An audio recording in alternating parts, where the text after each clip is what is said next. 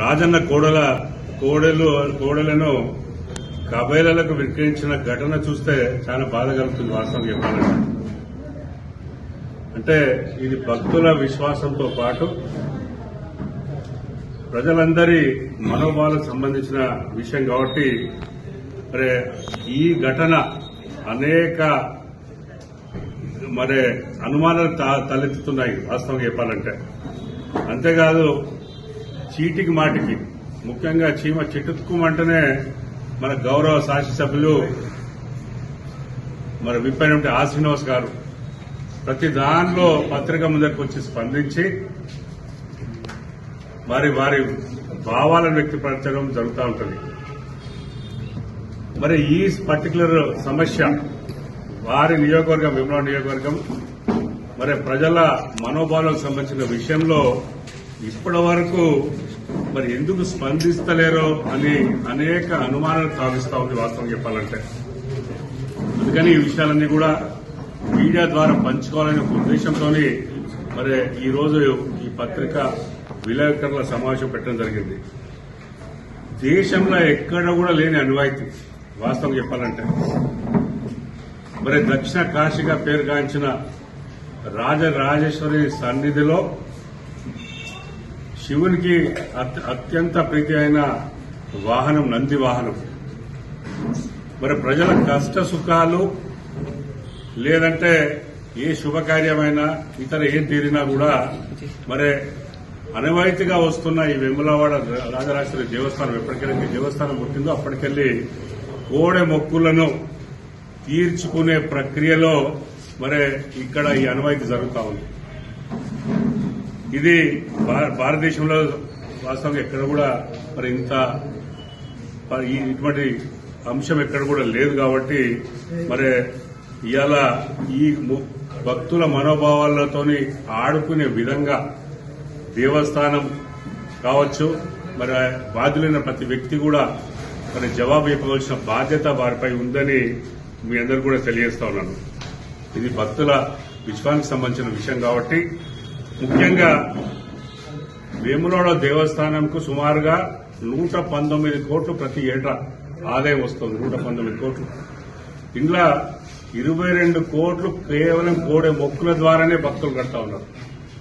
మరి 22 కోట్ల రూపాయలు కోడె మొక్కుల ద్వారా ఆదాయం వస్తే కేవలం 2 కోట్లే మరి ఈ అంటే కోడెల కోసం వెచ్చిస్తున్నారంటే మీరు ఆలోచించాలి. వాస్తవం చెప్పాలంటే ఎంత విస్మరిస్తున్నారు ఈ సబ్జెక్టును. కోడెలో ద్వారా 22 కోట్ల ఆదాయం వస్తే కేవలం 2 కోట్లే వెచ్చించి దాన్ని ఎటు కాకుండా ఆగం చేస్తా ఉన్నారు. ఎందుకంటే కోడెలకు మంచిగా పోషణ చేయాలి. దాని ద్వారా వచ్చిన దానిలో అట్లీస్ట్ సగమన్న దాని మీద ఖర్చు పెట్టి దాని పోషణ చూసుకోవాల్సిన బాధ్యత ఉండవలసిన ఈ దేవస్థానాన్ని దాన్ని విస్మరించి మరి ఇలా మేము దాన్ని బాధ్యత నిర్వహించలేం కాబట్టి రైతులకు ఇస్తామనే ప్రక్రియ ఇలా చేస్తున్నట్టు చాలా సిగ్గు చేయటని వాస్తవం మీకు చెప్తా ఉన్నాను. ఆలోచించాలి ఒకసారి.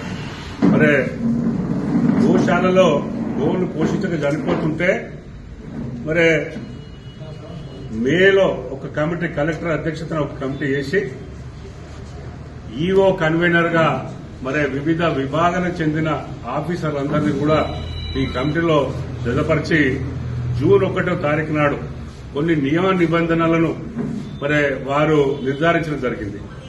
ఇందులో ఏంటంటే ఎప్పుడైనా రైతులు కోరినట్టయితే వారి పాస్బుక్ ద్వారా మరి అక్కడ అగ్రికల్చర్ ఆఫీసర్ ధృవీకరించి రైతు అవసరాలకు మరి ఒక్కొక్కరికి 2 కోడెలు ఇస్తే మరి దాని పోషణ వాళ్ళు చేస్తారు. భక్తి భావంతో వాళ్ళు కూడా చూస్తారని చెప్పడం జరిగింది. మరి దేవస్థానం కోడెలు అదనంగా ఉన్నప్పుడు ఈ కార్యక్రమాన్ని చేపట్టి మరి ఇవన్నీ కూడా చేయాలి అని ఎప్పుడైతే ఆశించినరో మరి ఆశించినప్పుడు దానిలో వివిధ రకాల జనాలు ముఖ్యంగా మరి ఒక వెటర్నరీ అధికారులు గాని సమక్షంలో మరి పంచనామా చేయడం వంటి అనేక నిబంధనలకు సంబంధించిన రైతుల కోడలను ఇచ్చినట్టుగా చెప్తున్నారు. వాస్తవం చెప్పాలంటే ఇవి నిబంధనలు బాగున్నా మరి ఆచరణలు ఎందుకు పెడతలేరని ఒక్కసారి ఆలోచించాలి. వాస్తవం చెప్పాలంటే వేములవాడ రాజరాజేశ్వరి కోడెలను ఈ మధ్యలో అన్ని పత్రికల్లో వచ్చినాయి. ఏమొచ్చినాయి ఒక ముగ్గురు ప్రజలు అంటే ముగ్గురు వ్యక్తులు వచ్చి వరంగల్ జిల్లా నుండి వచ్చి గీసుకొండ పోలీస్ స్టేషన్ మరి వారు 66 కోడలు 33 మంది రైతుల పాస్బుక్ తీసుకొచ్చి 66 కోడల్ని కేవలం ముగ్గురే తీసుకుపోయారు. వాస్తవం చెప్పాలంటే ఇది ఈ విశ్వ హిందూ పరిషత్ వాళ్ళు వరంగల్లో మరి ఇది మిస్యూజ్ అవుతున్నాయి. ఈ మిస్యూజ్ అయిన దాన్ని కబేరాలకు అమ్ముతున్నారు అని పోలీస్ స్టేషన్ లో మరి ఎప్పుడైతే కంప్లైంట్ చేసినో యాక్షన్ తీసుకుంటే కమిషనర్ దగ్గరికి వెళ్లి వాళ్ళు మరి కంప్లైంట్ చేస్తే దాని మీద యాక్షన్ స్టార్ట్ చేయడం జరిగింది. మరి దీని ప్రకారము వరంగల్ జిల్లా గీసుకొండ పోలీసులు ముగ్గురిని అరెస్ట్ చేసిండ్రు. అక్కడ ఉన్న మరి సిఐ మహేందర్ అనే చెప్పిన దాని ప్రకారం 66 కోడళ్లలో ఎప్పుడైతే ఈ కంప్లైంట్ పర్సూ చేస్తే 28 కోడలు కబేరాలకు అమ్మిండ్రు అని మరి చెప్పడం జరిగింది. ఇది చాలా బాధాకర విషయం.